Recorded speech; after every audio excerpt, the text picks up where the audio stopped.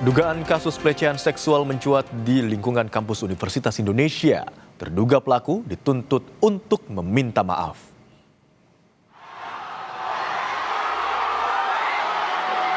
Selasa dini hari, auditorium Universitas Indonesia dipenuhi mahasiswa yang ingin meminta pertanggungjawaban dari dua terduga pelaku pelecehan seksual yang juga merupakan mahasiswa Fakultas Hukum UI.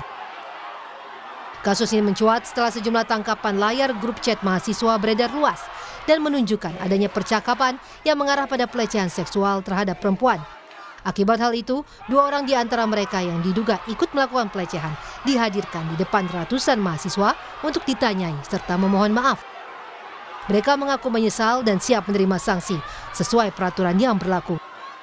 Seperti yang berita yang sudah beredar terkait omongan saya yang menyinggung dan melecehkan banyak pihak, saya ingin meminta maaf sedalam-dalamnya. Yang saya tahu kata maaf juga tidak cukup.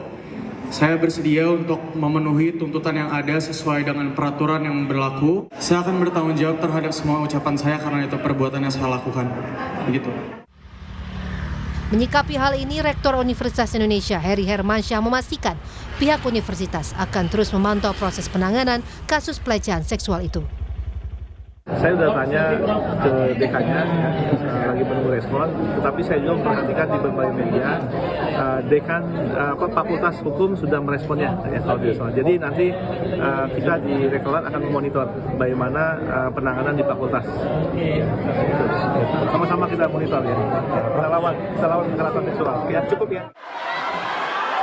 Selain mendengar pengakuan terduga pelaku yang hadir di depan mahasiswa UI yang merasa geram atas perbuatan mereka, digelar pula mediasi antara pihak fakultas dan juga terduga pelaku lainnya.